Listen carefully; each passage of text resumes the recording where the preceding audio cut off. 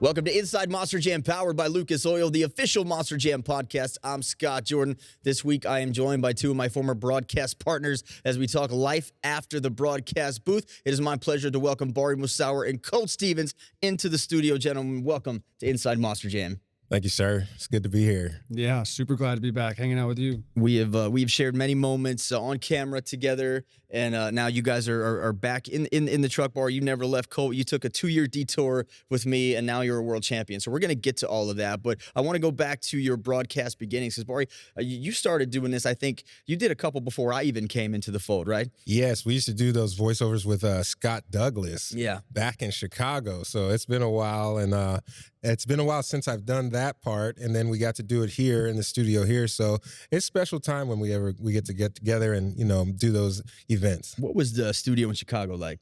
It was a small little cubicle that we would stand up in, and we had to just voice over the events on the telestrator. So it was pretty small, a lot of humble beginnings, and now we have this grand studio. So, man, we've come a long way. And Colt, your experience a little different because there wasn't a spot for you to drive coming out of the pandemic. So you auditioned. Now, did you volunteer to audition, or you were approached to audition? They actually approached me. I thought it was crazy. You know, they approached me for it, and I was like, you know what? I don't have anything going on, so yeah, I'll give it a shot. And they actually called me back, and I was like, are you sure you called the right person? You know, driving Doomsday for the 2 years, not really being in front of the camera, and then you want me to go directly in front? Are you crazy? But you know what? I had a lot of fun. I learned a lot.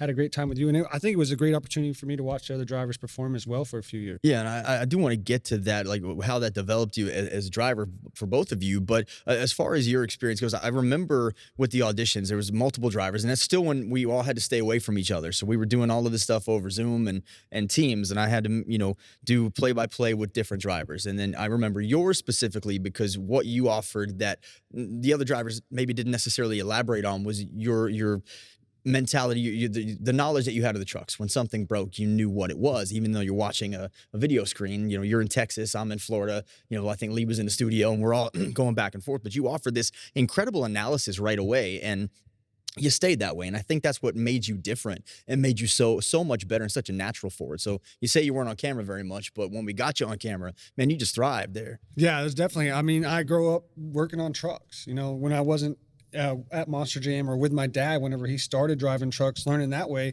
I work on trucks every day. So I mess with axles, I mess with all that kind of stuff. So I can kind of tell, even through the video, I can hear it. Sometimes I even smell it, even up in the booth, you can smell when brakes are going or something. But I'll be watching those guys, and that's the biggest thing is, I always say it makes a great driver. A driver can drive a broke trucks. You're always looking for something that's broke on the truck because it's easy to break these trucks. So it's getting through a freestyle, knowing something's broken, something that's not 100% correct, and being able to go out and perform. And I think that's what makes a great driver. And I also like to portray that to all the fans so they see exactly, well, this driver might not be having the best freestyle, but he's working with something that's a little bit more difficult than the other drivers might have to work with. When you started TV in Chicago, how long was that process for you? You'd fly out there and spend a couple of days, or was it a one-day thing? It was pretty much a one-day thing. You know, we would do maybe 2 episodes in one day, and then it was time to head back home. And, you know, we would see that when it aired, you know, me and Scott Douglas. It was pretty cool. You wouldn't see us. You just hear our voices. So I've had some friends along the years say they were watching Monster Jam, and they still recognize my voice, even though they couldn't see me. And so I had some people I had lost contact with tell me, say, man, that sure sounds like Bari. And then my name would flash on the screen, and sure, lo and behold, it's me. You know, so it's just come full circle for me. If you would ask me when I first started doing Monster Jam and driving, if I'd ever have a chance to, you know, do broadcasting, I would have told you no. You know, but you got to seize those opportunities when they come up and just have fun with it. Now, who approached you initially about doing the TV work? You remember? Oh, I think it was Scott Douglas, just because they wanted some new, fresh voices on the TV program, and I said, you know, sure, let me give it a shot. And he knew I had some prior experience with announcing, doing the RC events, so I think that's kind of what got my foot in the door. I think they wanted to make me an announcer initially, and I was like, nah, I want to drive.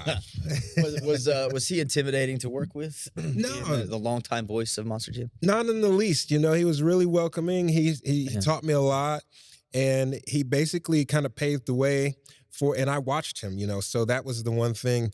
Coming back to what Colt said about working on trucks, it's like you still get that experience from just watching the broadcast and seeing him work live. I had gone to live events for so many years and heard Scott Douglas on the microphone calling the entire event. So just, it was a surreal moment for me to relive that. Was I intimidating at all? No, not at all. You made it easy, man. You made it easy. Well, you and I had a relationship before, and so, Yep. so did we. So it was a natural fit for both of us. Coming up next, we look back at the pandemic years and Colt's turn on NBC. That is next on Inside Monster Jam, powered by Lucas Oil.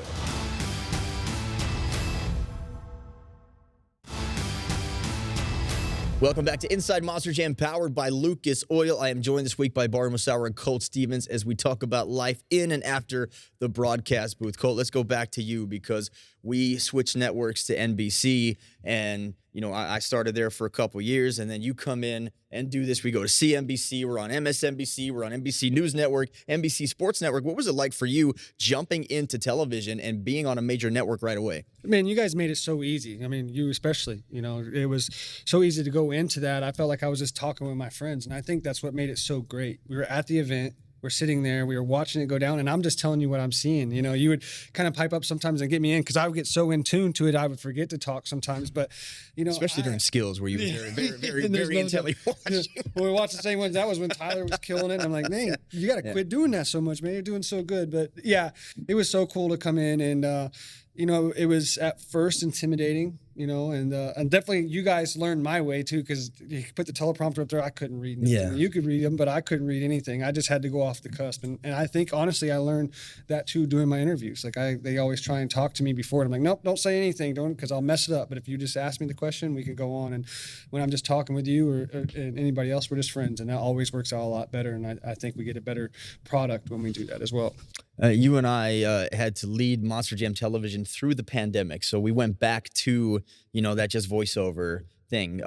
But for us, it was you'd pick me up in my house because you lived in Orlando, I lived in Claremont, Groveland. You'd pick me up, we drive out here, we would do the episodes, and I think we'd be here for like 3 to 4 hours. But we had a television deal, and we had to honor that. So even though we weren't producing live events, we still had to take these events and do it. So how was that experience for you? Because we were, at a time, the only show on that was still doing these sporting events that were filmed live. Yeah, that was really a lifesaver, to be honest. If I can be a little bit personal here, that was a time where I was having the house built, and the Monster Jam kind of stopped.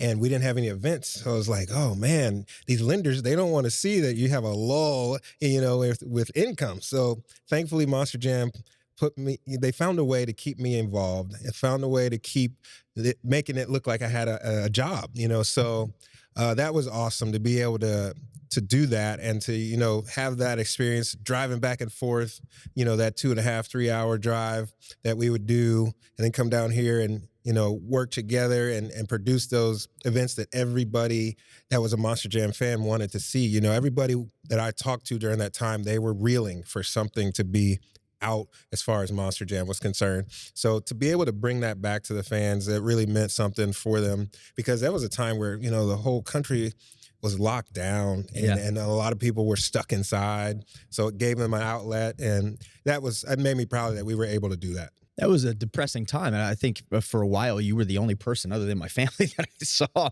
on a regular basis. Yeah. Besides, we would show up here and go in the booth and do that. But it's such a different time. And then I get you back because we split the tours. It was right. Leslie and Adam came in, and then you and I. So once we come in, we built a brand new studio, which we're in right now in our broadcast studio. How did that experience differ for you from everything else you've ever done on camera? Oh man, it was almost like I've made it. I made it full circle to going from dreaming of doing this, being behind the wheel, to actually analyzing and being a color commentator, to talk about what you see on the track, and to hear your voice going out on a broadcast that millions of people are going to hear and watch.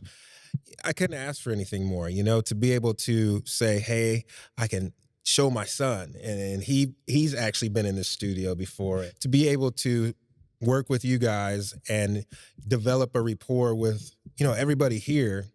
behind the scenes is truly something special. There was some pressure on us because we were on a new network as well. We MAV TV, we started MAV TV, and we had to basically usher in a new era of Monster Jam. So we had to, make it as good as we could. And you and I had to do the same thing when we switched over to CNBC, which is not a network that is known for having sports. I think I saw one episode of our show that aired in between a Chuck Norris infomercial and like some NHL hockey thing or field hockey. You never knew where to find us. With MAV, it became scheduled and it was a nice event, but two completely different experiences. So you get the pandemic, you come back, and then you move into a truck and start developing yourself as a world champion. I feel like I'm responsible partly for your success after the broadcast booth. Would you agree? Yeah, I'll let you have a little bit of that. Thank you. You don't really have to. But obviously there are a lot of highlights. We had a lot of fun here. I tried to make you guys laugh as much as I could because we had long days. I think the only time I ever made you crack is I made a crack about Jester in Philadelphia, and I said he's the clown prince of Bel-Air, and you lost it on the air. Yeah. I was so proud of myself. Coming up next, more with Colt and Bari on Inside Monster Jam,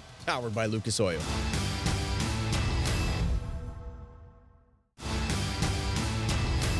We are back with more Inside Monster Jam, powered by Lucas Oil. I'm Scott Jordan. I'm joined by Colt Stevens and Bari Musawwir as we talk about their television careers and life after the booth. Colt, you talked about lessons that you may have learned in the broadcast booth watching other drivers and being able to kind of pick apart these runs. How were you able to take what you learned in the broadcast booth and elevate that and adapt that to driving? A lot of times when we're driving, we don't actually get to see the fan judging. So we'll see a little bit before or after and see what works and doesn't. Whenever I was in the booth, I actually had the opportunity to watch the entire show and see what the fans liked. And I think that's something that definitely was able to bring over, was going out there and trying to do the things that the fans liked and that scored high. And it's a big deal when it comes to fan judging, knowing what they want. And it seems almost sometimes regional. It'll change from place to place. So I think fan judging was a big one to be able to see, but also, the caliber of drivers that we had throughout that entire time, Bari, Adam, Ryan, driving trucks. And then it was just great to see them in a small aspect every single weekend. Sometimes it might just be a few guys this weekend, but we were seeing the best of the best, every single weekend at that time. So that was definitely great for me to see that, see the speed, see what worked. So I think a lot came from that. Also, like I said, driving a broke truck, what broke, I could call it out. I was looking for it and got to see the whole progression and how they got through that. So that was a very good opportunity. Yeah, it's so easy to set both of you up because you both are a wealth of knowledge with these trucks, and all I have to do is point something out and you can talk forever about it. So I always loved that about both of you. Now, Bari, for you, your situation was a little different because while you were broadcasting, minus the pandemic situation, you were still driving at the same time. So you'd come here on a Wednesday, we'd film the shows, and then you would go out and drive on Saturday. So were you able to use any of that in your runs as you continued to elevate through your career? Oh, absolutely. That's a busy time for me for sure, running around, doing the tour, doing the series, and then come into the film and talk about the other series that was going on. So I got to see the best of both worlds. I got to see both stadium tours kind of going on almost as in real time. So it was pretty impressive to be able to see what worked and what didn't work on the other series and maybe try to apply a little bit of that to my own series that I was going through. And so I think it really does help to be able to just study the sport. And even though we're sitting there talking about it in real time on the broadcast, you're still studying, you're still taking in what worked, what didn't work. Even if you might put that away in your brain and say, the next time I go to San Diego or San Antonio, I know the dirt did this because I watched this broadcast. So maybe even it could be in the same season because we go to Anaheim multiple times, even both tours. So that really played a part. Let's talk some of your highlights, favorite moments. Colt, anything come to mind for you? Favorite moment, favorite highlights of being a broadcaster? It's World Finals. The one with Brandon Vincent. That race in Orlando was epic. I was a huge fan at that moment. We were going back and forth. Are they going to call this race? The rain coming down, and I was afraid they were going to call it. They're like, we got to run it. And they dropped the hammer, and I just was so into it. You got Ryan spinning out over here, Brandon going crazy. It was a big moment, and I'll never forget it. I lost my mind in the booth. Yeah, we both did. I think I think for me, I would put that call against any call in Monster Jam history as one of the best, if not the best. I think the emotion that we had that night and the way that we had no idea what the heck was, I don't think anybody knew what was going on. Even you guys downstairs on the track had no idea what was happening. And then it just started like out of nowhere. Yep. It's like the heavens opened. We know there's no race. Oh no, the race, and the light goes green. And then we go nuts. Yeah, it was epic, and I'll remember that forever for sure. What about you, Bari? There's got to be. I remember the time when Tom Mintz he was kind of trailing in points behind, and he got to St. Louis, and he kind of started to pick up the momentum a little bit, and I could just remember that because St. Louis is close to Tom Mintz's home. So anytime you get to perform or compete close to home, you want to do well, but there's added pressure there. So we were talking about that, and he seemed to gather it all up towards the end of that event to take home the overall event championship. So I like that because I've got a couple of hometown events coming up this year, and they're going to be big, Cleveland and Orlando. So I was born and raised in Cleveland, and then I've moved to Florida, and Orlando's home now. So we've got a tall order this season. I got some highlights to remember. Colt, I remember a time where you and I drove back to the hotel in the rental car. You always had to have your 5-hour energies, and you wanted to go to the store to get them. I gave you the car, and I kept the keys in my pocket. And then, like 30 minutes later, some random guy comes and drives you back to the hotel, and I've still got the keys in my pocket. The car just wouldn't start back up for you at the gas station. Nope. But you got your 5-hour energies. Yeah. You got some random man to bring you back. I don't even remember where we were. Well, unfortunately, the door's locked. The door- So I had no phone or nothing. And I was like, man, what am I going to do? Usually Uber, so I had to beg some guy that walked in the gas station, hey, man, I'm not a weirdo, but I need a ride back to the hotel. No weirdo. You come strolling up. I was like, what is that? What? You just asked me for a ride to a hotel. You're not weirdo? Scott, you kept the keys. And for you, it was always an adventure when we left here because I never know where we were going. We always had something to do. We went to Wendy's a lot of times, but then I remember some random time we drove off like on a back road and we picked up some wood or something from a guy like for the RC stuff. Like, I just got to stop by and meet this guy here. We're gonna pick up some stuff and we're gonna put it in the back of the truck. And it was always an adventure with you, man. I mean, it's the pandemic. I think we were just happy to be out of the house. Yes, and didn't want to go home. I love Facebook Marketplace. What can I say? It's addicting, man. Any aspirations in the future when your driving is done to come back to TV? Yeah, I would give it a shot, man. I enjoyed it. I really did. I just knew I needed to get back in the truck, and it shows. Coming away with 2 world championships is great. And but yeah, I would love to come back. Whenever I hang my hat, I'll come hang out with you again. We'll have some laughs, have some fun, and I'll cheer these guys on and get loud and crazy like usual. But Bari, you want to come back to TV at all? Absolutely. I love being able to spread that joy to the fans, because we have a blast inside the studio. And, this is something I'm passionate about. I've wanted to do Monster Jam since I was 6 years old. So I will forever be a student of the game as far as that's concerned. So anytime, man, you just say the word. And, the live events, when it's over, it's over and fans go and come back to it. On TV lasts forever, man. So that's right. Yeah, you immortalize yourself there. All right, coming up next, I get Colt and Bari to grill each other. It's their questions, and it's next on Inside Monster Jam, powered by Lucas Oil.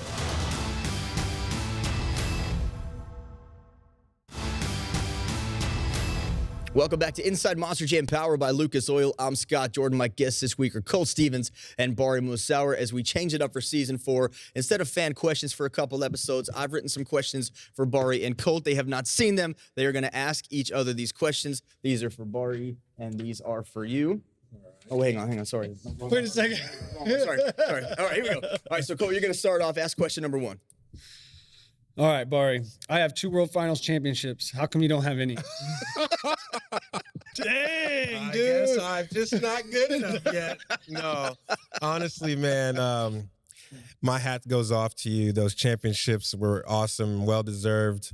In Nashville, I thought, this is awesome to be able to have a unique track, to be able to tackle it.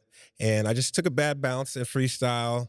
And that cost me a good freestyle score. But it's like once you see an epic run in freestyle, doesn't matter which event you're at. We've been looking at this and doing this so long, we can kind of figure out, we can kind of pick out and say, that's Colt's run, nobody topped it. Yeah. So that the fan judging got it right, the celebrity judges got it right that night, and it was just awesome to be able to see you win that. So my hat goes off to you. And then the high jump.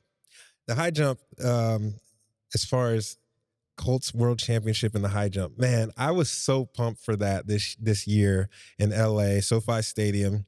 And I don't know how Colt got his truck to go straight. He's the only one that got his truck to go This straight. is also the longest answer to a question like that in history. So you make a TV. That's right. No, but I'll never forget his. I mean, that one against Bounty Hunter. Yeah. Yes. That was. I thought you had it that year, man. I was like, this is Yeah. Bari's. This is Yeah. Bari's. I still think it's controversial, big time, and Yeah. I'd like to run it back. I wish you had one of those flags like Yeah. you do in NFL. To There you go.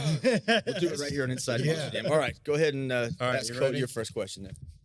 Colt, now that you're not in the TV booth anymore, why does it look like you still wear makeup? Come on, man. I do sometimes. No. I guess it's just a good figure, man. I got good stuff. I mean, I heard a lot of products from you. Hey, you know, listen, I'm you still definitely wearing taught it me a lot. more is back now. I won't name some of them. You Just know. for men. but- All right, number 2. All right, Bari. I once did a TV commercial wearing a dinosaur onesie. If you could be on TV with me, what onesie would you wear? You were there. Yeah, you were in that commercial too. Yeah, But you weren't in a onesie though. No. I would probably be some type of superhero. Black Panther. There you Dude, go. That's all a good right. one. You can rock it. That's a good one. What was the worst part about working with Leslie Mears? Oh man, you're doing me dirty on this one. You know, Leslie's a lot of fun. She's a lot of fun, but she has a lot of stories. Yeah. And she can talk a lot. So that I would say that's definitely the hardest thing is especially those mornings, man. We get up and Leslie's just A lot to say. All right, she's watching this show too. All right, question 3. We're rapid fire. We're up against the clock. Sorry, I love you. Question 3. Bari, for the 2 years, I spent most of my days working with Scott, but I always prefer to have dinner with everyone else. Why do you think that is? Answer honestly. Oh man. Never have dinner with me, man. Because everybody else, I'd come to get to go food. He'd be sitting with Adam and Bryce and Ryan. I'm like, oh hey guys, hey, oh you're going back to the hotel. See you later, man. Bye. Honestly, there's no answer to that. I don't even know, I was man. the outcast. All right, We question can 3. get dinner after this. Thank How you. about that? You wanna go get Yes, sir. All right, question 3, and then we All got to right. have it. If Jurassic Park made a sequel that brought Thunder Roars to life, how would it eat anything with its little arms? In fact, how do you win anything with its little arms? Dude, you don't see those little arms. Sometimes they come loose and they'll swing around. Yeah. But I'll tell you what, T-Rex got little on the high arms. jump. The little arm came Yep, loose and gave me a little whoosh. My arms are 6 feet tall. Rooms fall off. Oh my gosh. All right, guys. Thank you so much, man. It's a pleasure being here with you again. I appreciate our time on TV, and hopefully we'll do it again. Heck yeah, man. Good times. Thanks, Scott. And Still Leslie, can't read it's not my fault he answered it that way. I'll see you right here next time with another brand new edition of Inside Monster Jam, powered by Lucas Oil.